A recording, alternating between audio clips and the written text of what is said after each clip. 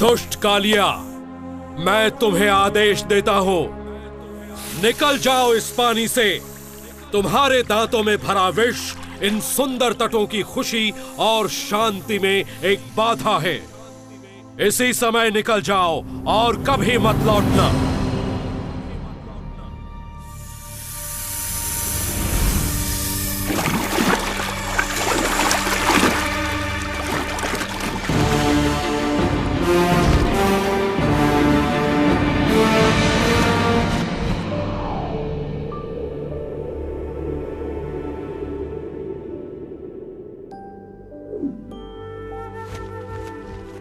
वृंदावन।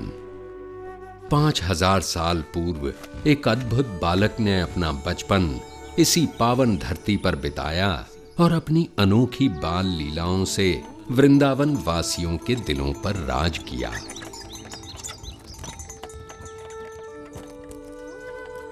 इस सुंदर वन के कच्चे रास्तों पर उसने अपने नन्हे कदमों के ऐसे कभी न मिटने वाले निशान छोड़े हैं कि ये सुंदर गलियां, मोहल्ले और यमुना का कल कल बहता पानी सभी उसकी वीरता की कहानियां सुनाते हैं।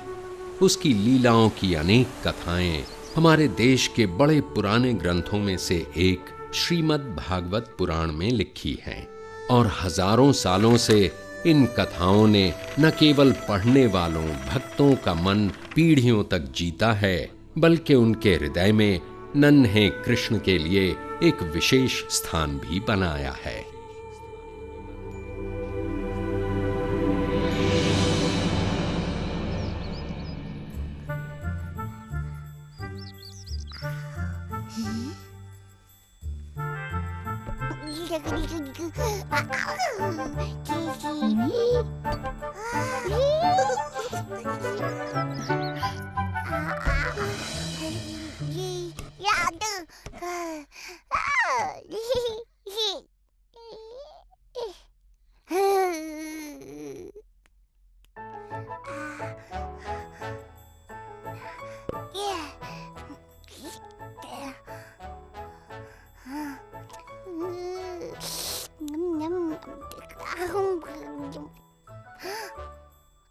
बलराम,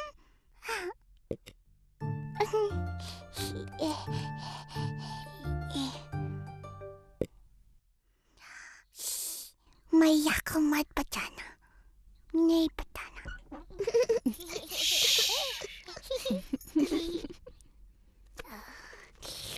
कृष्णा तुमको भी थोड़ा सा माखन देगा, लोगे? कृष्णा, क्या कर रहा है बेटा?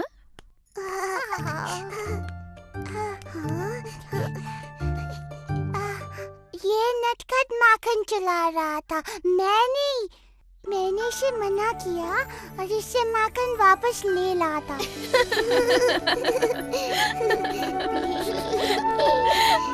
ओह कृष्णा, तू तो संसार का सबसे प्यारा चोर है।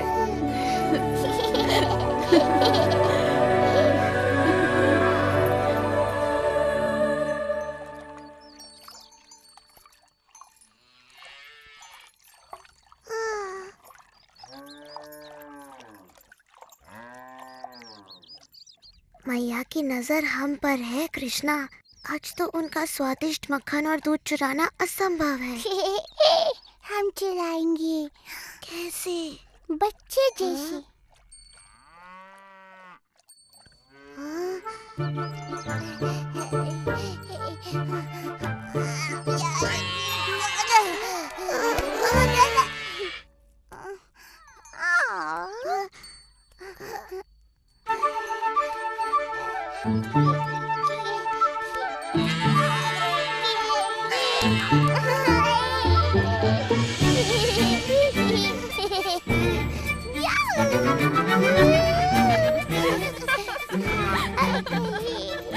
नंद महाराज, आइए अपने पुत्र की वीरता देखिए।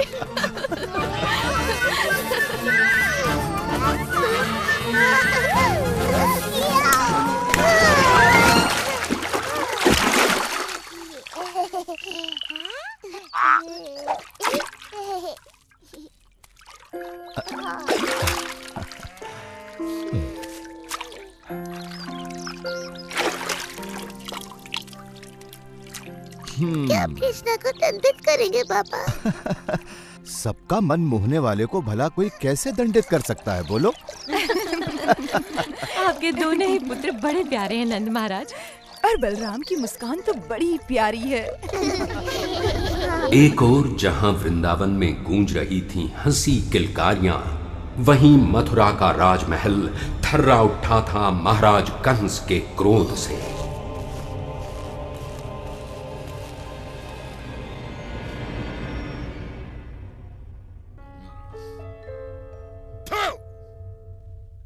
ऐसे की जाती है अपने राजा की सेवा? तेरी हिम्मत कैसे हुई मुझे खट्टा फल खिलाने की? कहाँ है तू? आखिर कब तक बचेगा मेरे हाथों से मेरे काल? नहीं, कंस को तू छू भी नहीं सकता। मैं तुझे पकड़कर अब पैरों तले कुचल डालूंगा। मैं संसार का कोना कोना छान मारूंगा और तुझे ढूंढ निकालूंगा।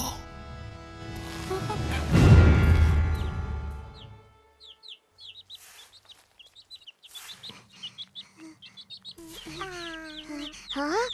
तुम पागल हो गए हो? ये माटी नहीं खानी चाहिए।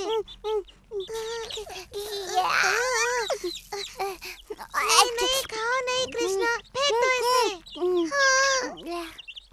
हाँ, नहीं नहीं नहीं नहीं नहीं, अगर तुमने माटी खाई तो मैया बड़ी अप्रसन्न होंगी। चलो चलो मैया के पास। मैंने कुछ नहीं किया। तुमने क्या नहीं किया? मैंने उसे मना किया था, पर फिर भी उसने खा लिया। क्या खाया? माटी। क्या ये सत्य है? क्या तुमने माटी खाई? झूठ बोल रहा है, इसका मुंह तो देखो।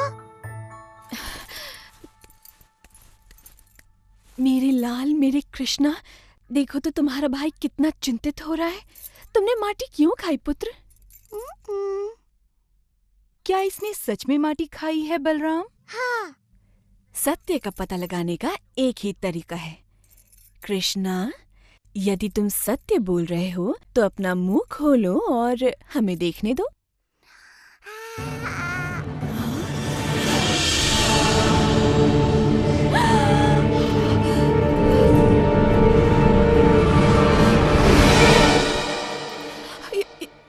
ये असंभव है। यशोदा, इन्होंने पता नहीं कृष्ण के मुंह में क्या देख लिया। इसमें माटी खाई है। मैंने संपूर्ण ब्रह्मांड देखा, सैकड़ों सूर्य और ग्रह, सागर और पर्वत भी, ज्वालामुखी, सब कुछ इसके मुंह में। मेरी बुद्धि फिर गई है शायद। नहीं, तुम्हारी बुद्धि बिल्कुल ठीक है। क्या तुम्हें अभी तक समझ में नहीं आया कि कृष्ण में कुछ विशेष है? परंतु उसके मुंह में मैंने... तुमने वही देखा जो सब देखते हैं, अर्थात कृष्ण की माया का एक और अद्भुत रूप। तुम्हें वो फल वाली याद है यशोदा? फल ले लो, फल, वृंदावन के ताजे स्वादिष्ट फल।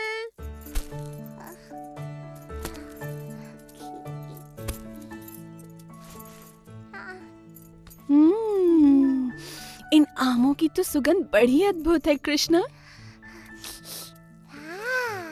क्या एक बोरी अन्न तुम्हारे सारे आमों के लिए पर्याप्त है? बिल्कुल महाराज नंद, आप बड़े परोपकारी हैं।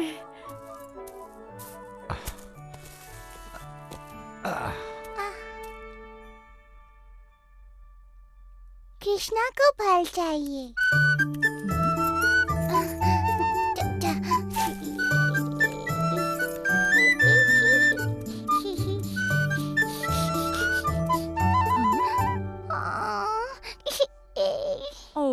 रो मत नन्हे कृष्ण, मेरे फलों के लिए इतना ही पर्याप्त होगा।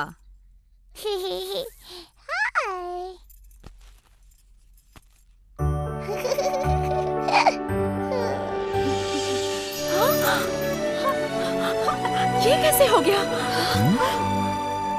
ये अवश्य भगवान विष्णु का आशीर्वाद है। परंतु वो विष्णु ने नहीं किया था। अब तुम समझ गई ना प्रिय यशोदा कि वो कृष्ण की लीला थी। परंतु मेरी समझ में नहीं आता कि समूचा ब्रह्मांड मेरे कृष्णा के मुख में कैसे समा सकता है। अपना मुंह खोल के तो दिखा शरारती। आपने देखा, वहाँ कुछ नहीं, केवल माटी है। मुझे लगा ही था कि ये मेरी कल्पना थी। मेरी तो मति ही मारी गई है। नहीं यशोदा, ये तुम्हारे पुत्र की लीला है। भूल गई? एक नवजात शिशु होकर भी उसने वो कर दिखाया जो बड़े बड़े महारथी नहीं कर सके। तुम्हें याद है जब राक्षसी पूतना यहाँ आई थी?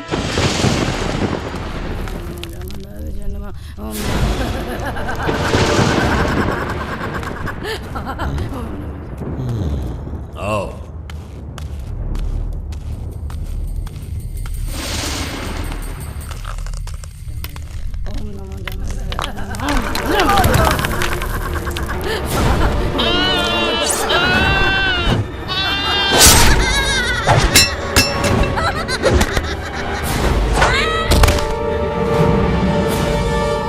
मानव के बच्चों के साथ भी ऐसा व्यवहार करती हो? तुम जो कोई भी हो, अपना परिचय दो इससे पहले कि मैं तुम्हारी बलि चढ़ा दूं।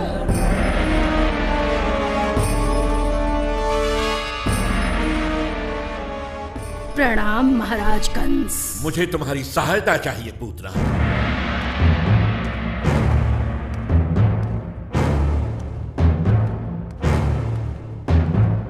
मुझे देववाणी से चेतावनी मिली थी कि मेरी बहन का 8वां पुत्र मेरा काल बनेगा। पहले 7 तो स्वयं काल के काल में समा, परंतु 8वां ही मेरा काल है। मैं आदेश देता हूं कि पिछले 10 दिनों में जन्मे सभी बच्चों को मार दो, ताकि यदि मेरा काल जीवित है तो उनमें वो भी मारा जाए। जो पूतना को अच्छी तरह नहीं जानता, वही उसे ऐसा दुष्कर्म करने का आदेश दे सकता है। क्योंकि पूतना तो स्वयं ऐसे कर्मों को करने की प्रतीक्षा में रहती है।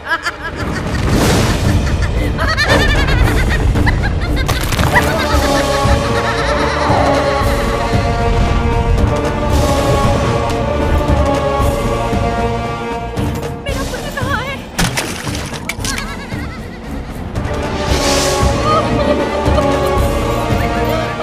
मेरा बच्चा!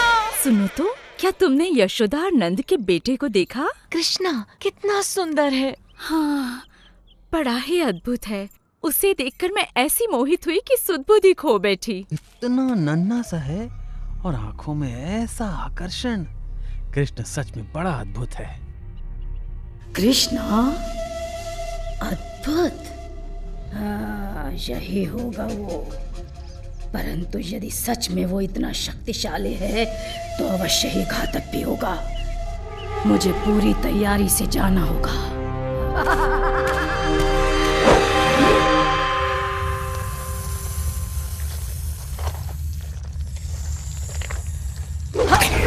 हाँ, मुझे तुम्हारे ही विष की आवश्यकता है। कंस का काल अब स्वयं ही काल को प्राप्त होगा जब मैं उसे पिलाऊंगी अपना विषैला दूध।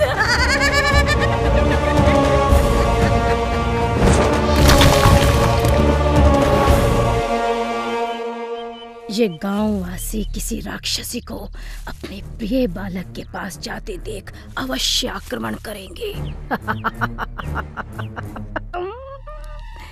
परंतु यदि कोई सुंदर महिला वहां जाए तो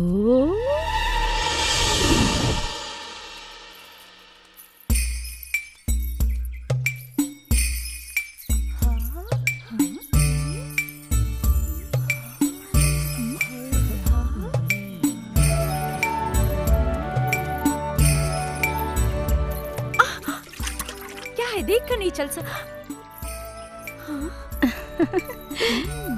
ये कृष्ण नाम का सुंदर शिशु किस घर में है? धन्यवाद। ये तो देवलोक की कोई अप्सरा जान पड़ती है। सच में मैंने आज तक इतनी सुंदर नारी नहीं देखी। देखो तो कैसा प्यारा है। मुझे भी देखने दो ना। बहुत ही खूबसूरत है। हो, बहुत प्यारा है। हाँ, बहुत सुंदर।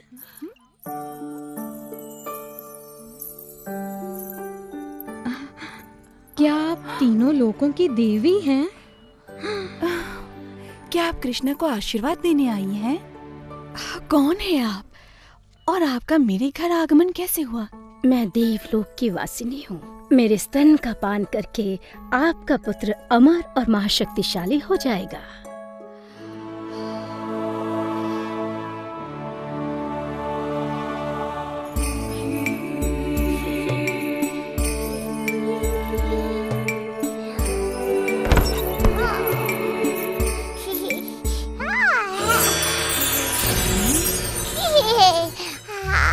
ये बालक तो सच में कोई अद्भुत शक्ति लगती है। मुझे स्वयं की रक्षा करते हुए इसे बहुत सावधानी से मारना होगा।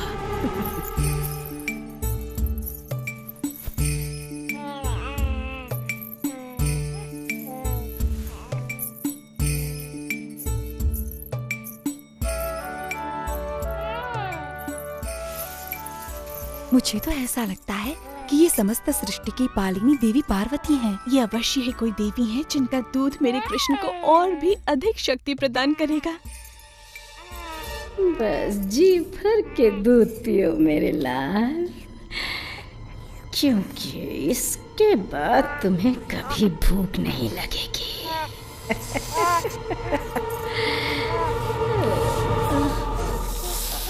रुको, नहीं, ये तुम क्या कर रहे हो? छोड़ो मुझे, छोड़ो मुझे, छोड़ो, बचाओ, बचाओ।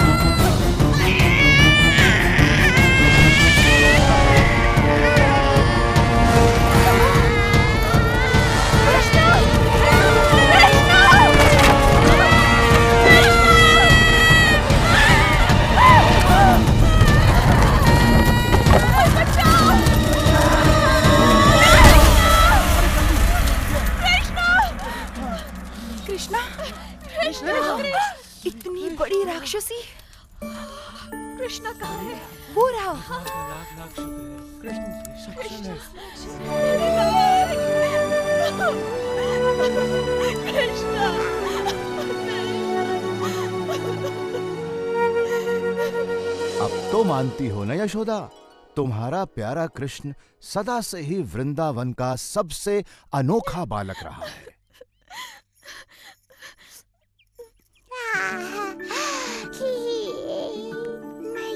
ओह कृष्ण, मैं ये कैसे भूल गई थी कि तू सच में इस पूरे संसार का सबसे अद्भुत बालक है। ओह कृष्ण।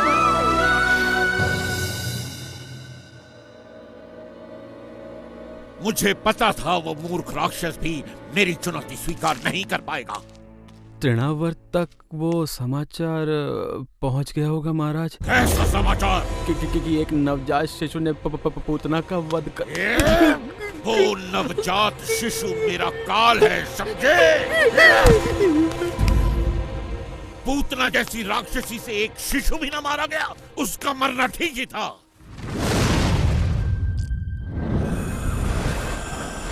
मैं हूँ तृणावर्त। तुम एक कमल फूल का रूप धरकर मेरे काल का संहार करोगे? कैसे मूर्ख दानव हो तुम?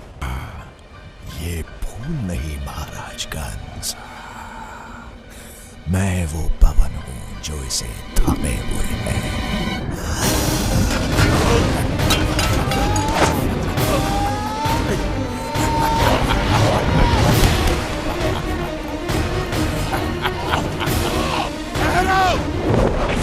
जैसी आपकी आज्ञा महाराज।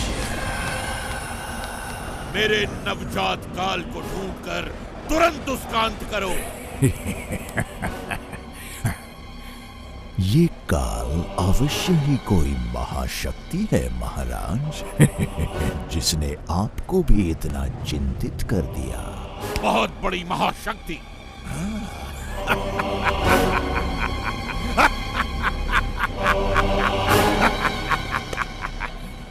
मैं उस महाशक्तिशाली शिशु के 2 टुकड़े कर दूंगा, एक तिनके की तरह।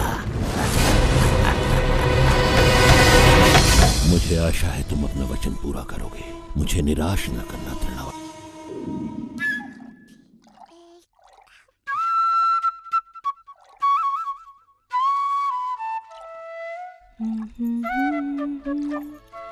ला ला ला ला, ला ला ला ला,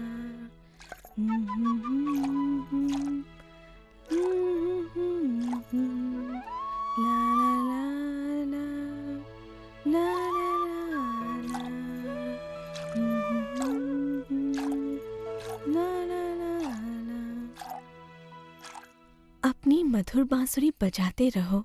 ये संगीत सुनकर मुझे कठिन कार्य में भी आनंद आता है। नहीं, दूध। मैं दूध नहीं बनाती मेरे कान्हा, गायें दूध बनाती हैं। मैं तो मक्खन निकाल रही हूँ। दूध, दूध। ओह, तुम्हें दूध चाहिए? मेरे कान्हा को भूख लगी है। भूख लगी। भूख। तो तुम पेट भर के दूध पियो मेरे लल्ला। ना ना ना ना, ला ला ला ला, ला ला ला ला।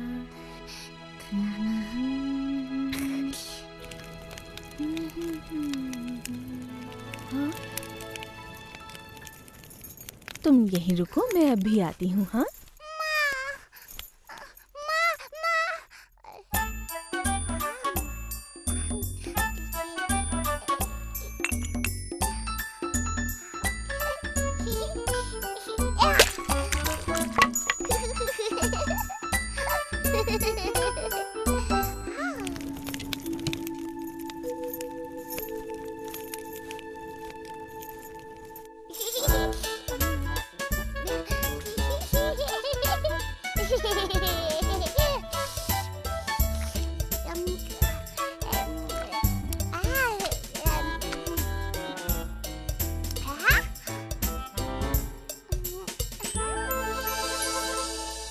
मैं आ गई बेटा। ओह कृष्णा,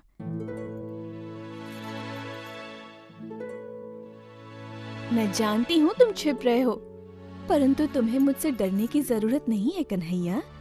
मेरी हंडिया फोड़ने के लिए मैं तुम्हें नहीं डांटूंगी। कृष्णा, कृष्णा, क्या तुम लोगों ने कृष्णा को कहीं जाते हुए देखा है? नहीं यशोदा मैया।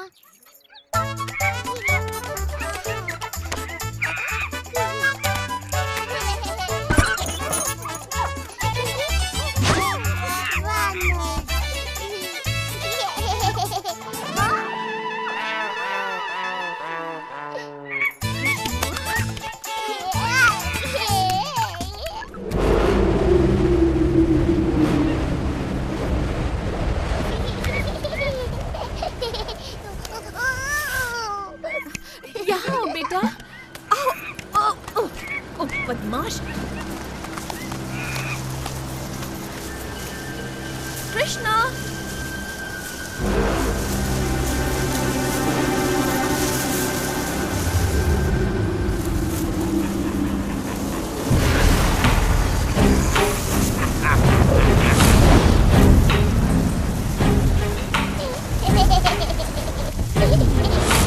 मुझे यहाँ किसी शक्ति का आभास हो रहा है।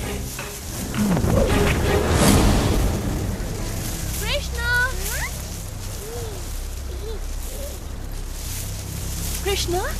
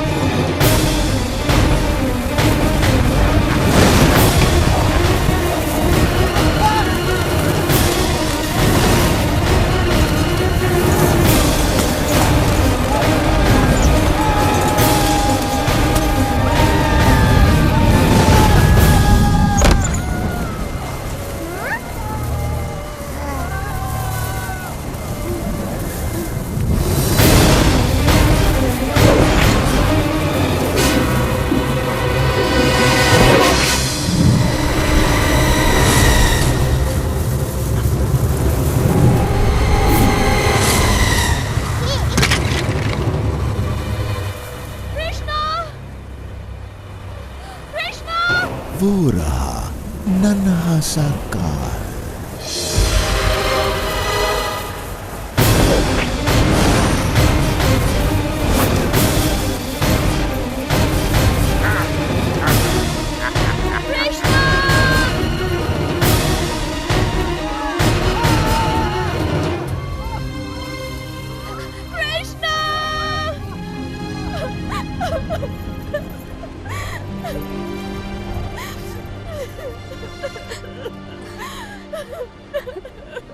आओ यशोदा, हम कृष्ण को ढूंढने में तुम्हारी सहायता करते हैं। मैंने सुना तुमने राक्षसी पूतना का विषैला दूध पीकर भी उसका वध कर दिया।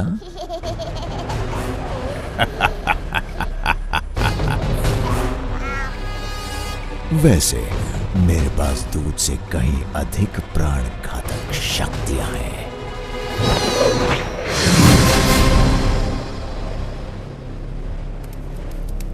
कृष्णा का कुछ पता चला? हमने सभी और देख लिया। वो देखो, वो रहा है कृष्णा।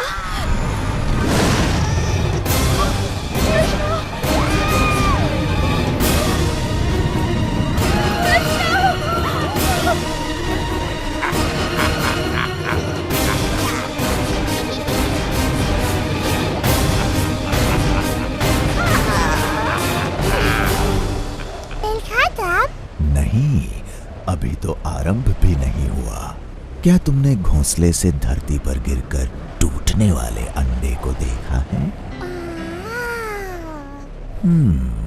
अब तुम जान जाओगे धरती पर गिरना कैसा लगता है। नहीं गिरेगा कृष्णा, यही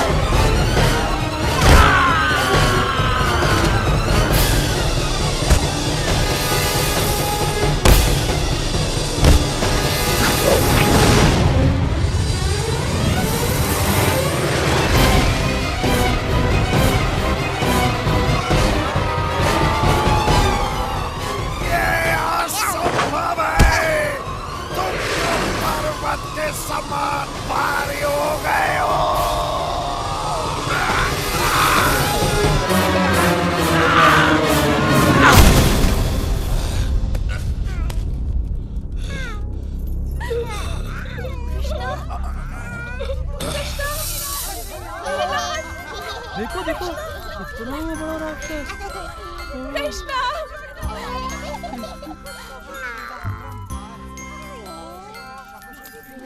अब तुम सुरक्षित हो, मेरे पास आओ। ओह कृष्णा, कृष्णा। प्रभु की कृपा से तुम बच गए। राक्षस मारा गया। ओह कृष्णा, तुम सच में जगत के मनमोहना हो।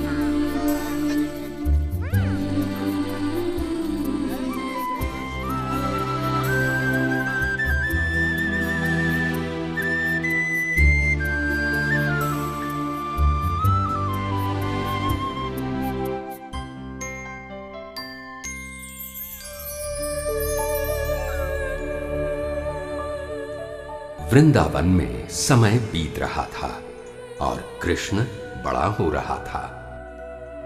साथ ही बढ़ रही थीं उसकी शरारतें।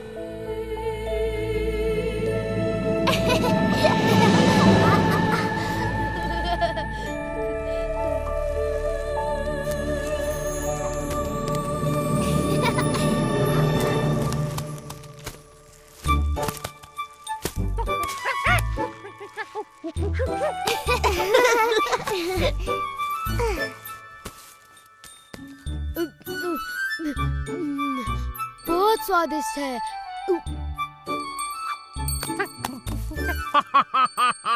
मैं नंद महाराज को विशेष उपहार देने के लिए इन मीठे फलों की एक टोकरी भरकर ले जाऊंगा।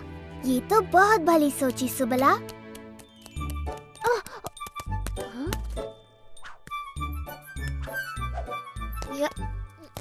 देखो मधुमंगल कितना परिश्रमी है और परिश्रम का फल खुद ही खा रहा है। मुझे तो एक ही चीज सूझ रही है, सोना। सुबला, तुम्हें भी थोड़ा विश्राम कर लेना चाहिए। भली कही भैया, मैं भी यही सोच रहा था। पर कृष्णा, मेरा कार्य पूरा नहीं हुआ। ये कार्य मैं कर लूंगा सुबला।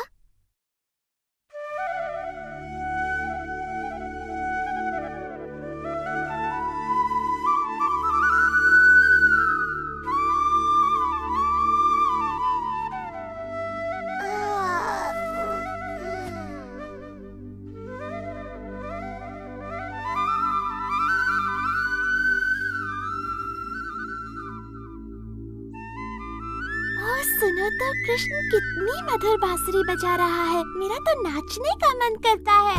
चलो ना विशाखा, चलो ललिता।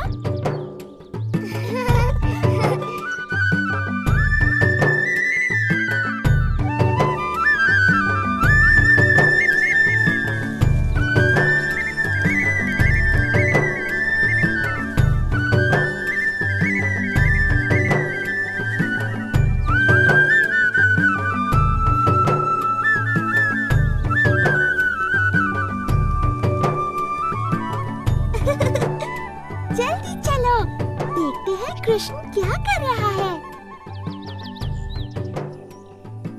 राधा, चलकर माँ यशोदा को बताते हैं कि कृष्ण क्या कर रहा है। चलो जल्दी चलो।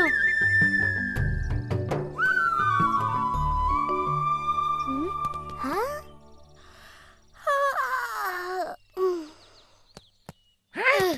हाँ?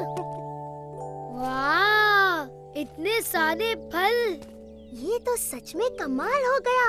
अब मैं सबको फलों का उपहार दे सकता हूँ। हाँ, पर ये काम किसने किया होगा?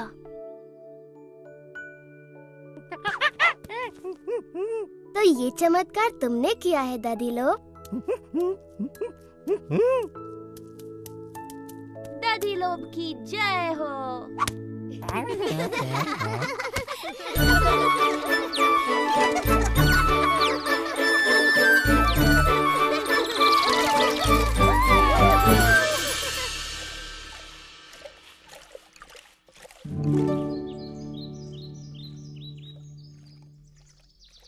देखो माता प्रभावती क्या कर रही है। इतना सारा मक्खन।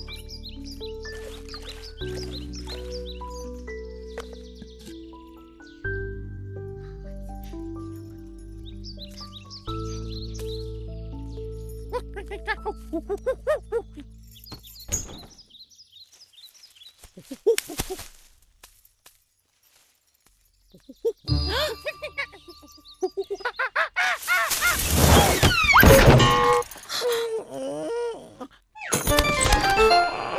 आवाज क्या थी? चल भाग यहाँ से बंदर कहेंगे, निकल।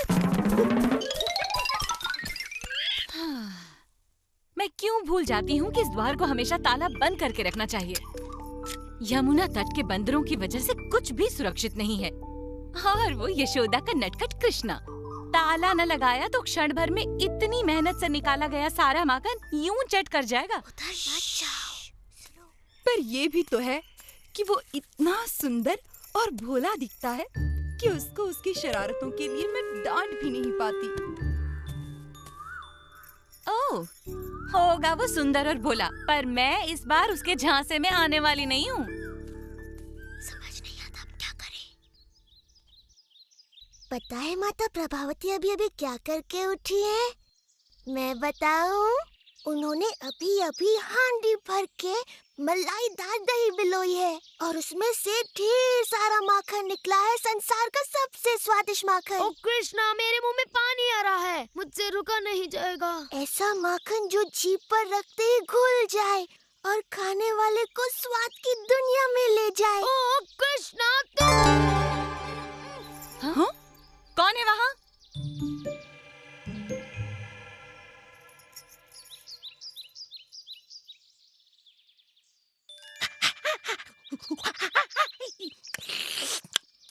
तो तुमने मक्खन वाले कमरे का पता लगा ही लिया दादी? तो कर लो बात। अभी अभी तो तुमने कितना माखन खाया है कृष्णा? अच्छा, कितना भी माखन खाओ मेरे लिए तो कम ही है ना सुबाला? तुम्हारी बात में दम तो है, पर मेरा पेट कह रहा है कि मैं कृष्णा की बात मानूं। तो फिर जल्दी चलो ना।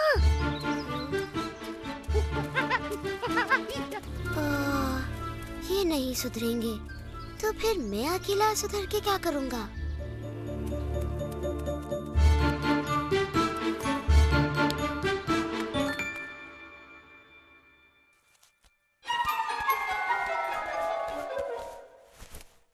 ओह, चल भाग यहाँ से चोर कहेंगे, तुझे मैं छोड़ूंगी नहीं।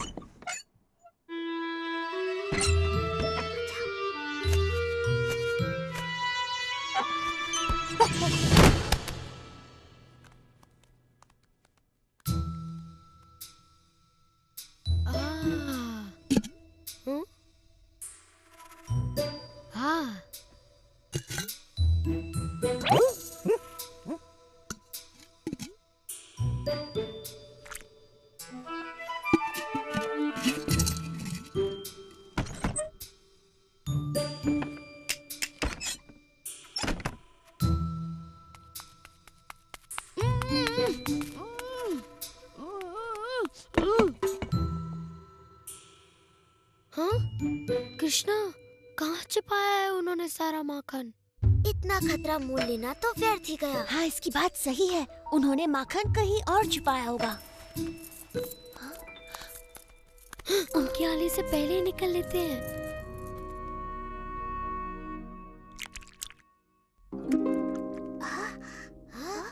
ये तो असंभव है, हम वहाँ कभी नहीं पहुँच पाएंगे। कृष्णा के रहते हुए कुछ भी असंभव नहीं मधु। तो अब तुम्हारे पास क्या योजना है कृष्णा? योजना की कोई कमी थोड़ी ना है जब तुम लोग मेरे साथ हो।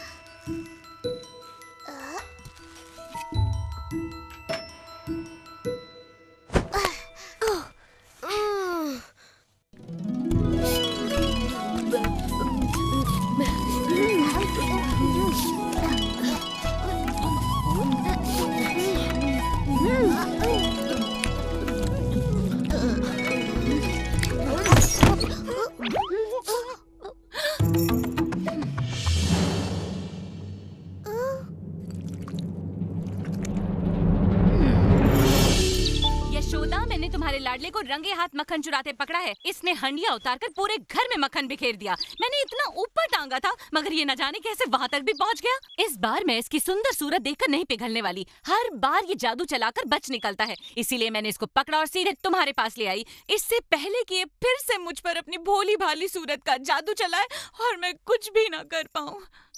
ओहो प्रभावती, मुझे पता है तुम कृष्ण पर क्रोधित हो और तुम उसे उसकी शरारतों के लिए दंडित करना चाहती हो, किंतु तुम्हें ऐसे झूठ नहीं बोलना चाहिए। क्या तुमने ही तो कहा था कि जब भी कृष्णा कोई शरारत करे मैं उसे पकड़कर तुम्हारे पास ले आऊं? तो मैं ले आई। मैंने उसे रंगे हाथों पकड़ा था, तो अब दो इसे दंड। ओह प्रभावती, तुम भी ना, दिन भर मेरे कृष्ण के बारे में सोच सोच कर तुम बहक गई हो। तुम्हें पता है तुम किसे पकड़ लाई हो? क्यों, किसको पकड़ लाई मैं? चंद्रू, तू यहाँ क्या कर रहा है? मैया देखा तुमने प्रभावती, तुम अपने ही पुत्र को यहाँ पकड़ लाई। इसने कोई शरारत की होगी और तुम कृष्ण के बारे में सोचते हुए इसे यहाँ ले आई। बेचारी, चलो छाया में बैठो, मैं तुम्हारे लिए ठंडी लस्सी लाती हूँ। पी लो, मन शांत होगा। चंद्रू, अपनी मैया को इस तरह परेशान नहीं किया करते। देखो तो बेचारी का क्या हाल हो गया। मगर मैंने तो कृष्णा का हाथ पकड़ा था, मुझे अच्छी तरह से याद है। पूरे रास्ते उसी का हाथ मेरे हाथ में था, कमल की पंखुड़ी जैसे उसके नरम नरम हाथ। पर चंद्रू, चल यहाँ से।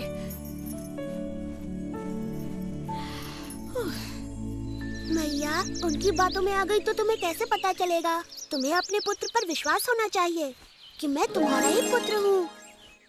या वही माखन चोर कृष्णा? माता प्रभावती, मैं कृष्ण हूँ, नंद बाबा और यशोदा का पुत्र। कृष्णा, ये सच में तू है या मेरा चंद्रू? पर माता प्रभावती, मुझे अच्छा नहीं लगा कि आप मुझे चोरों की तरह पकड़कर मैया के पास ले गई। मेरा दोष तो केवल ये था कि मैंने माखन चुराया, वो भी आपके हाथों का बना, जो कि वृंदावन का सबसे स्वादिष्ट माखन है। पर मैंने तो... मेरे साथ फिर ऐसा कभी मत करना माता, मैं तुम्हारा भी तो पुत्र हूँ, है ना? अगली बार ऐसा किया तो चंद्रा की जगह अपने पति का हाथ पाओगी और फिर पूरा का पूरा वृंदावन तुम पर हंस रहा होगा।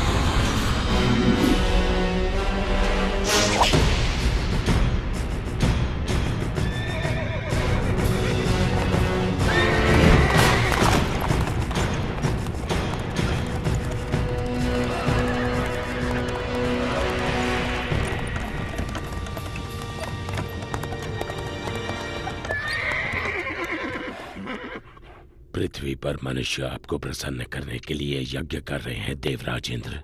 ये ऋणी लोग आपका आभार प्रकट करने के लिए सब तरफ एकत्रित हुए हैं।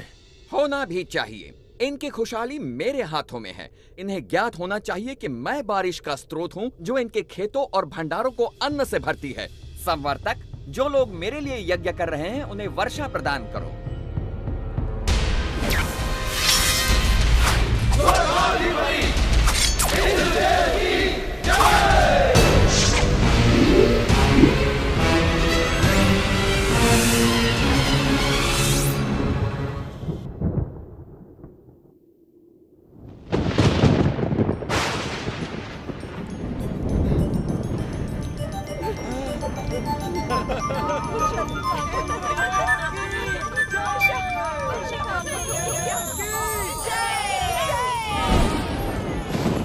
पृथ्वी से आ रहे इस कोलाहल को सुनिए देवराज इंद्र, आप सचमुच सबसे शक्तिशाली हैं। स्वर्ग का देवता हूँ, इंद्र जो हूँ मैं। इंद्र, तुम अपनी मर्यादा भूल रहे हो। तुम केवल अपने कर्तव्य का पालन कर रहे हो। भगवान विष्णु का आदेश पूरा कर रहे हो।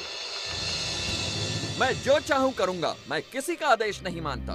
इंद्र, मैं तुम्हारा शिक्षक हूँ। तुम्हें अपने यश और कीर्ति का अभिमान हो गया है। मैं तुम्हें सलाह देता हूँ कि सुधर जाओ, अन्यथा तुम्हारा ये घमंड तुम्हें नष्ट कर देगा।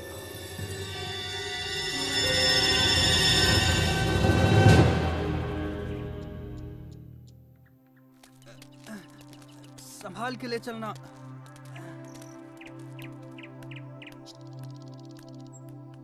बाबा, आप इंद्र के लिए यज्ञ क्यों कर रहे हैं? हमें इंद्र को प्रसन्न करने के लिए हर साल ये यज्ञ करना ही पड़ता है ताकि वो हमें बारिश दें। वैसे ही जैसे हर वर्ष हमें महाराज कंस को कर चुकाना पड़ता है। अरे नहीं बच्चों, इंद्र देव बुरे नहीं हैं, वो तो बारिश के देवता हैं। पानी जीवन के लिए अति आवश्यक होता है, इसीलिए हम हर साल यज्ञ के द्वारा इंद्र देव की पूजा करते हैं। परंतु बाबा, वो तो उनका कर्तव्य है, वो तो भगवान विष्णु के आदेश का पालन कर रहे हैं। देखो कृष्णा, ये बहुत पुरानी प्रथा है और हमें इसे तोड़ना नहीं चाहिए। बाबा, फिर हम धरती की पूजा क्यों नहीं करते जो हमें सब कुछ देती है, और सूर्य की जिससे जीवन मिलता है, और यमुना की क्यों नहीं? कृष्णा, तुम सही कहते हो, लेकिन ये संभव नहीं है। हम सदियों से चलती आ रही इस प्रथा को अकस्मात ही तोड़ नहीं सकते बेटा। परंतु बाबा, क्या हमें आंखें बंद करके प्रथाओं को मान लेना चाहिए? वो तो भगवान विष्णु हैं, जो इंद्र और सभी देवताओं को शक्ति प्रदान करते हैं। कृष्ण बिल्कुल सही कह रहा है। सभी देवता भगवान विष्णु के आदेशानुसार काम करते हैं, और वैसे भी वेदों में इंद्र के लिए अलग से यज्ञ का विधान नहीं है। हम ग्वाले हैं, हमारी संपत्ति हमारी गायें हैं, और वो भोजन के लिए निर्भर करती हैं इस गोवर्धन पर्वत पर। हम भी सभी चीजों के लिए गोवर्धन पर निर्भर करते हैं, इसलिए हमें गोवर्धन की पूजा करनी चाहिए, ना कि इंद्र की। मेरे वृंदावन के प्यारे मित्रों, हम सबको गोवर्धन पर्वत का हृदय से आभारी होना चाहिए। आप स्वयं ही देख लीजिए गोवर्धन पर्वत के इन चमत्कारों को, जो वृंदावन का जीवन है। हमारी गायें इसके जंगलों की घास चरती हैं और हमें मीठा मीठा दूध देती हैं। इसके झरने हमारी प्यास बुझाते हैं। इसके मैदानों में हमारी फसलें और फल उगते हैं। इसकी लकड़ी से बने घर हमें सुरक्षा देते हैं। मित्रों, हमारा जीवन इंद्र पर निर्भर नहीं करता, बल्कि गोवर्धन पर्वत पर निर्भर करता है। कृष्ण ठीक कहता है। आयुष्मान भव। ये सब इंद्र देव की नहीं, गोवर्धन की कृपा है। इसलिए मित्रों, सब लोग अपना अपना चढ़ावा एकत्रित करें, हम सब गोवर्धन की पूजा करेंगे।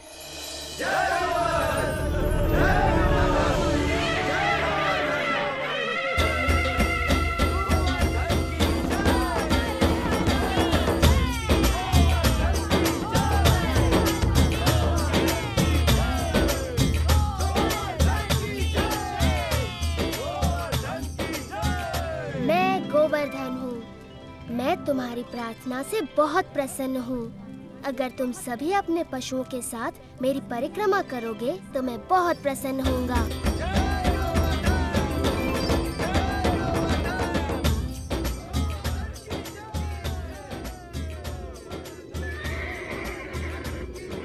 देखिए तो, वृंदावन वासी गोवर्धन पर्वत की पूजा कर रहे हैं। ये तो बड़ी अचरज की बात है। उनकी ये हिम्मत! मुझे तुरंत इंद्र को सूचित करना होगा।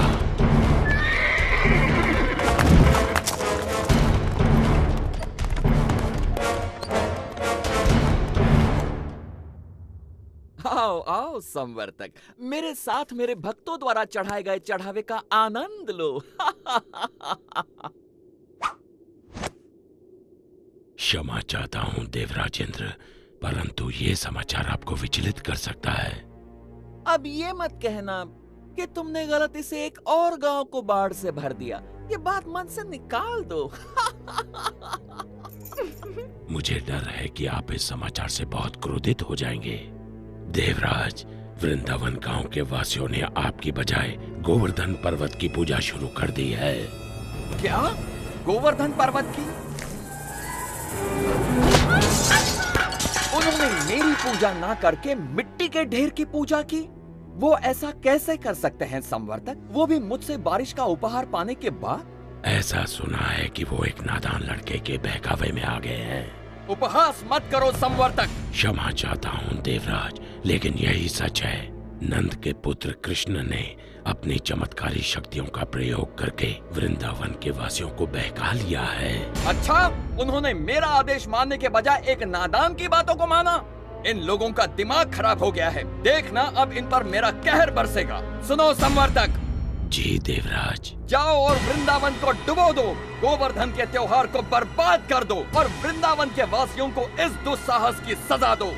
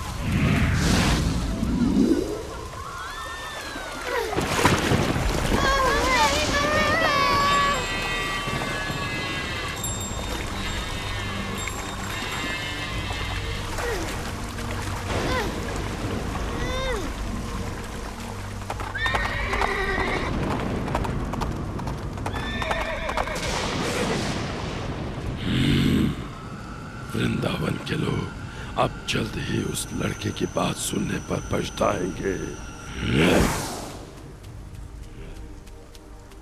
इंद्रदेव हम सभी का विनाश करने पर तुले हैं, कुछ करिए नंद महाराज। मेरे प्यारे कृष्ण, मैं जानता हूँ तुम हमारा हित ही चाहते थे, लेकिन तुमने इंद्रदेव को कुपित कर दिया। हमें इसी समय उनसे क्षमा मांगनी चाहिए। परंतु बाबा इंद्र। रुको बलराम, बाबा ठीक कहते हैं। ये सब मेरी सलाह के कारण कष्ट भोग रहे हैं। अभी भी देर नहीं हुई, हम इंद्र से क्षमा याचना कर सकते हैं। रुको, कृष्ण कभी भी हम पे या हमारे वृंदावन पे आँच नहीं आने देगा, कभी नहीं। आपने सच कहा माँ। आप सब के लिए मेरा प्रेम इंद्र की इस दुष्टता से बहुत बड़ा है। वृंदावन की रक्षा मैं अवश्य करूँगा। कृष्णा, मेरे बच्चे।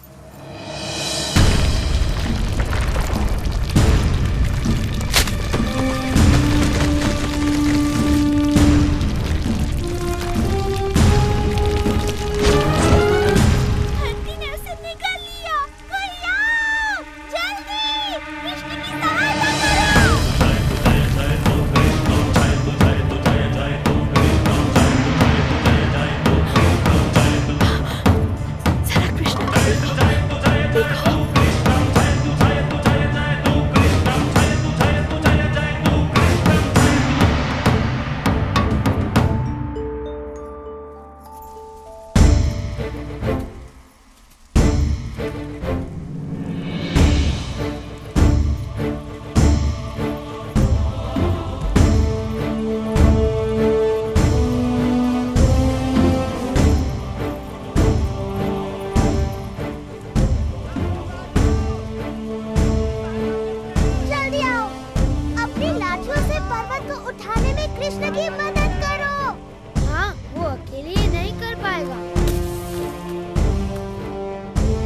बहुत अच्छे मधु।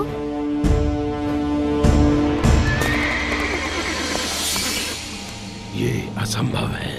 यदि हम इंद्र के आदेश अनुसार इस छोटे से गांव को तबाह नहीं कर पाए तो वो हम पर कोई दया नहीं करेंगे। आगे बढ़ो मेरे योद्धाओं, ये तूफान तब तक थमना नहीं चाहिए जब तक वृंदावन पूरी तरह पानी में डूब न जाए।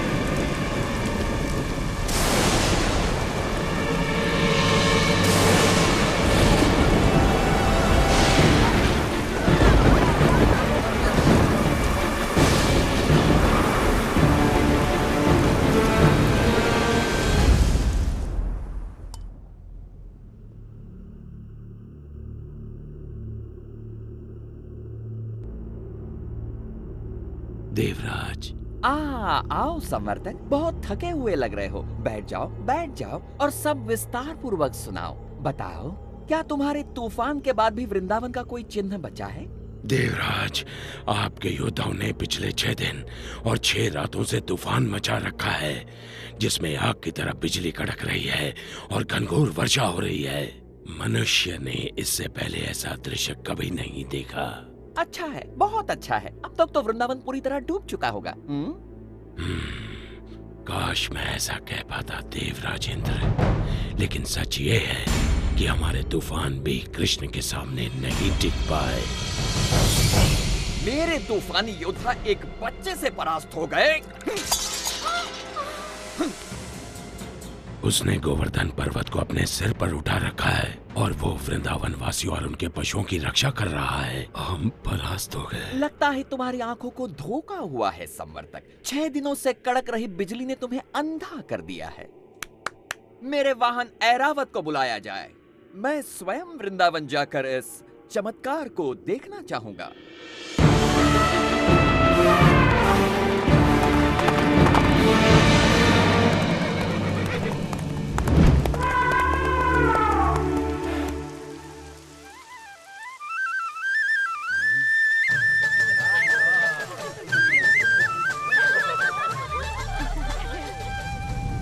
स्वयं ही देख लीजिए देवराज।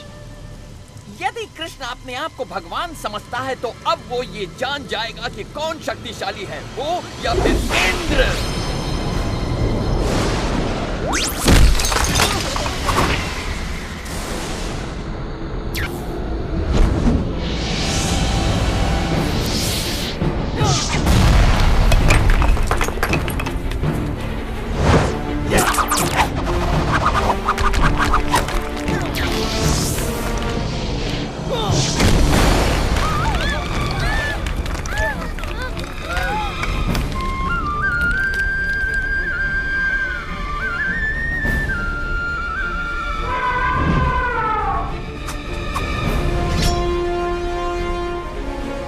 के क्रोध से बच नहीं सकते।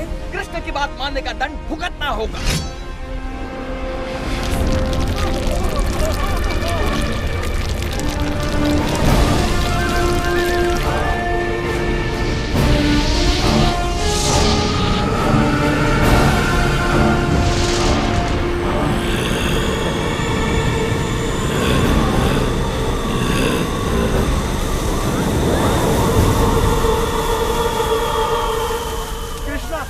हमारी रक्षा करो।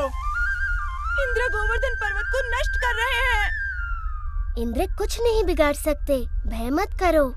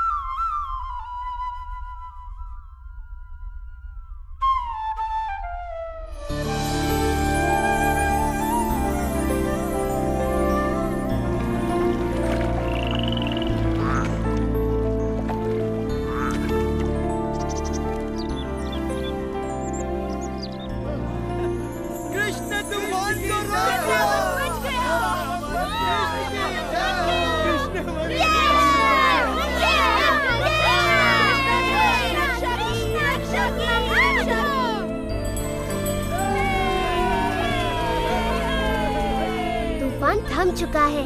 आप गांववासियों के साथ खुशी मनाने क्यों नहीं जाते? पर कृष्ण, क्या तुम अकेले इस पर्वत को उठाए रख सकते हो? नादान मत बनो कृष्ण, तुम एक छोटे बालक हो। पहले तुम बाहर निकलो। आप बहुत दयालु हैं।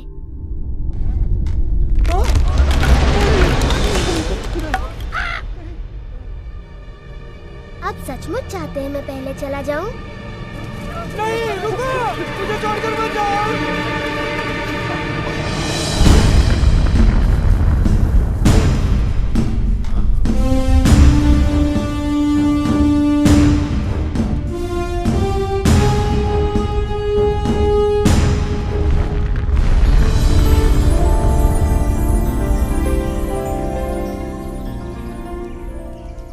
तुम्हारे आभारी हैं। तुमने हमें बचा लिया कृष्ण, हम सुरक्षित हैं। आभार मेरा नहीं, गोवर्धन पर्वत का मानिए।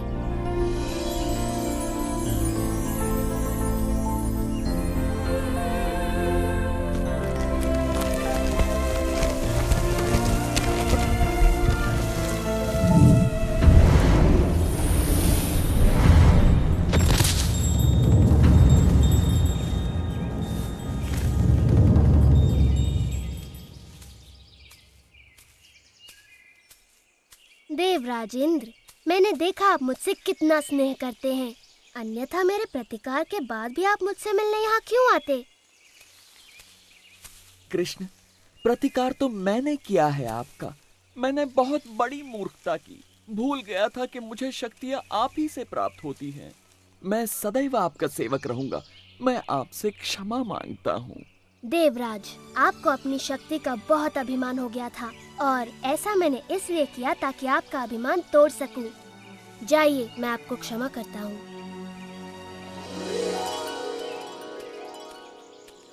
हाँ, इतना असाधारण बालक हमारे साथ यहाँ वृंदावन में रहने आया है। मैं तो बस इतना जानती हूँ कि ये मेरा प्यारा बच्चा है, मेरा दुलारा कृष्णा।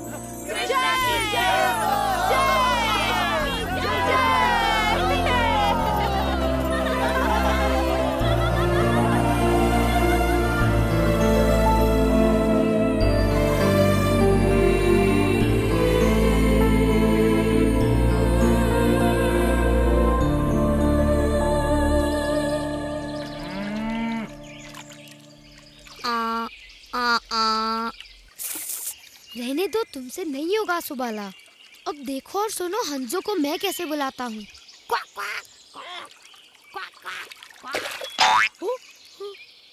तुम शायद मेंढकों को बुला रहे थे।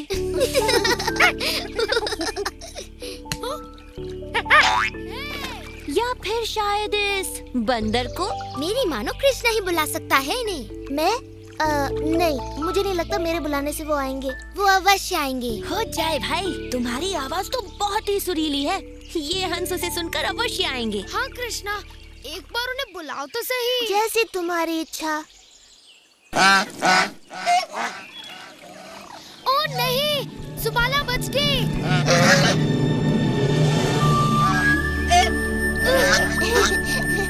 अपने मित्रों की इच्छा तो मुझे पूरी करनी थी।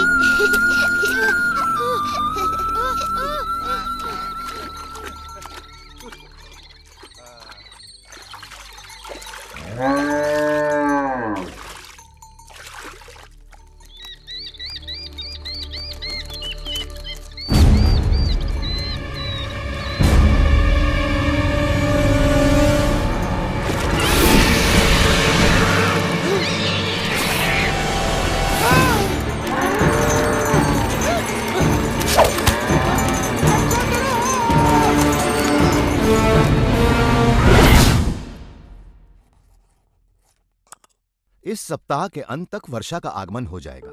ध्यान रहे कि सभी किसानों को उच्च कोटि के बीज दिए जाएं ताकि फसल भरपूर हो। नंद महाराज! जो आज्ञा महाराज। नंद महाराज! रक्षा करो! सुकांत, क्या बात हो गई? नंद महाराज, वो बहुत भयानक था।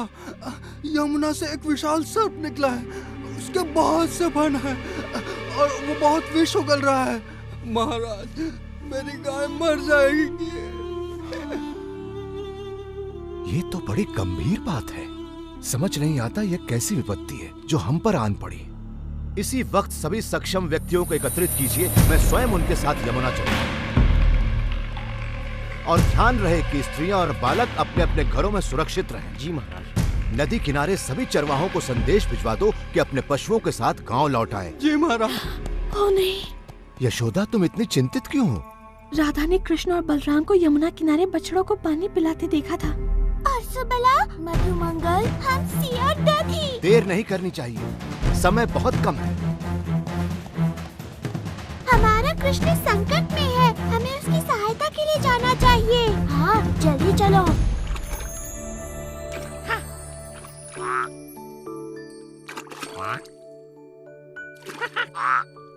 तो तुम यहाँ हो? शीघ्र चलो हमसी, हम तुम्हारी कब से प्रतीक्षा कर रहे हैं। हमसी, रुक जाओ हमसी, तुम्हें तैरना नहीं आता।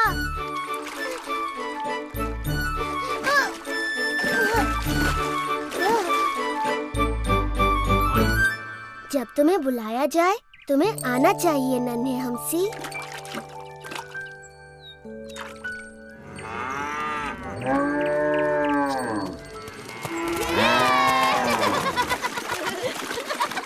चलो चलते तैरते हैं।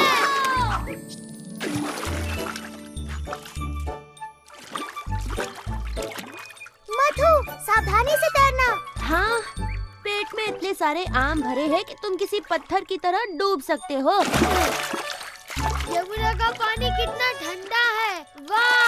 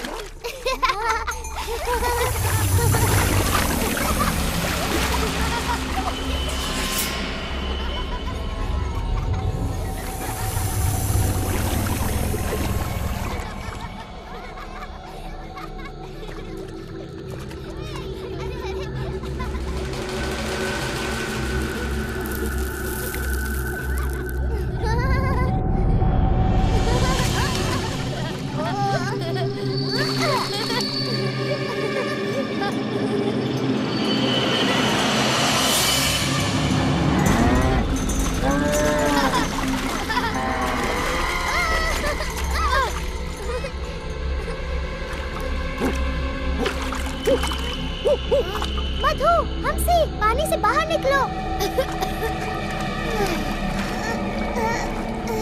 कृष्ण, बलराम, हमारी सहायता करो। सुबला।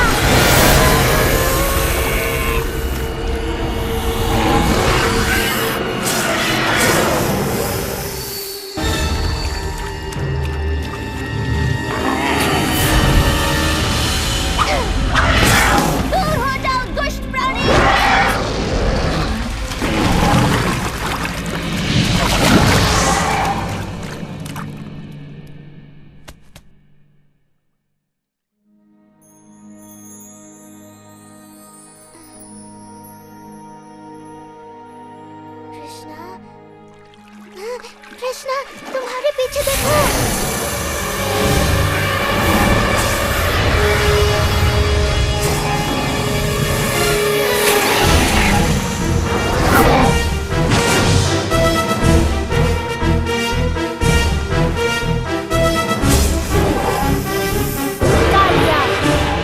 तुमने मेरे मित्रों को बहुत दुख और दर्द पहुंचाया है, मैं ये सहन नहीं कर सकता। तैयार हो जाओ, तुम्हारा अंत निकट है।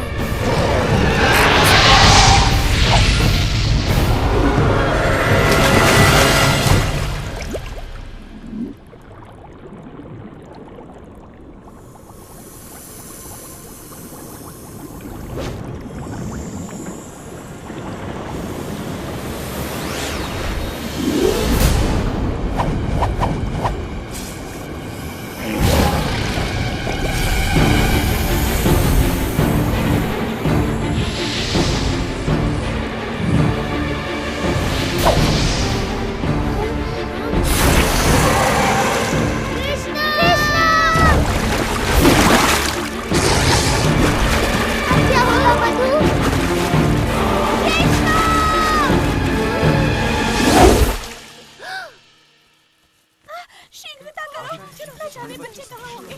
जाओ, सुरक्षित हो। कृष्णा, बलराम, मधु।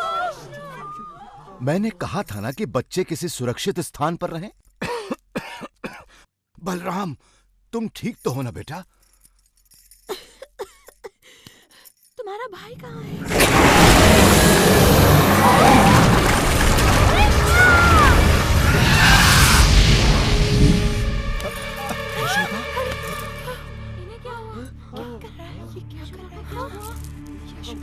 हमें उसे बचाना ही होगा। नहीं, पानी में मत जाइए बाबा, वहाँ खतरा है। और कृष्णा,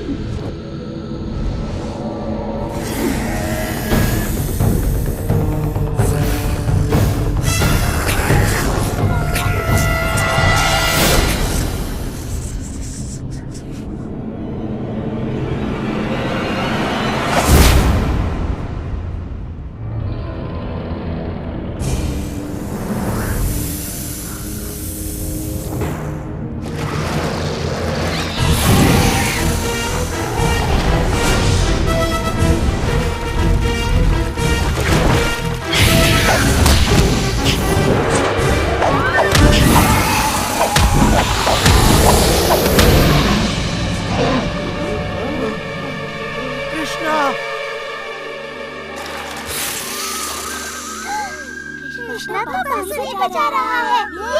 इसे सुनिए, अद्भुत है।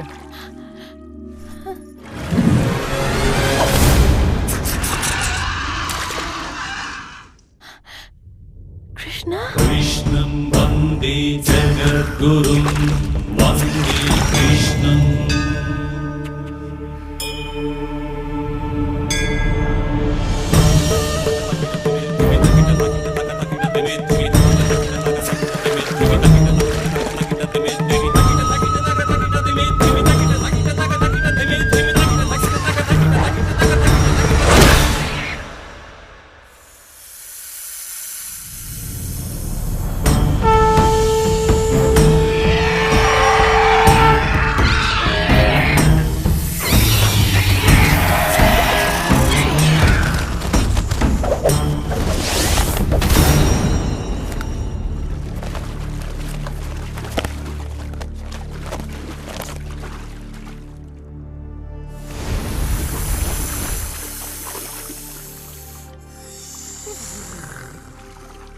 कृष्णा, इन्हें मत मारो।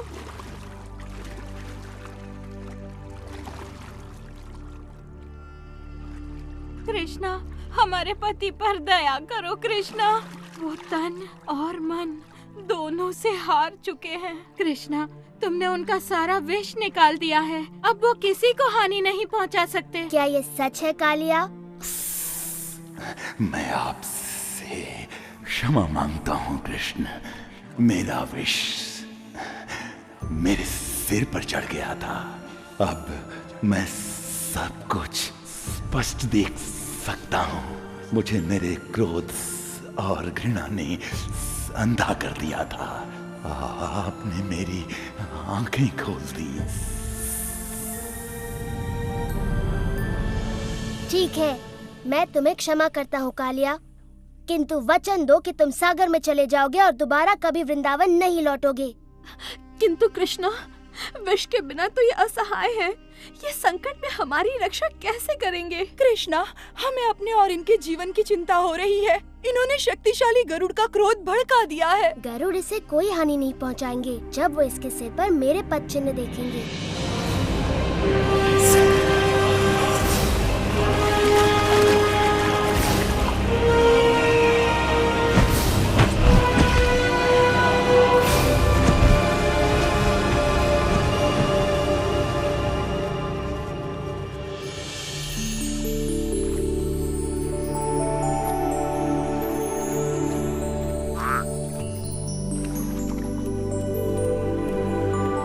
कृष्ण ने उस दुष्ट कालिया को भगा दिया। कृष्ण की जय हो, ऐसा सिर्फ वही कर सकता है।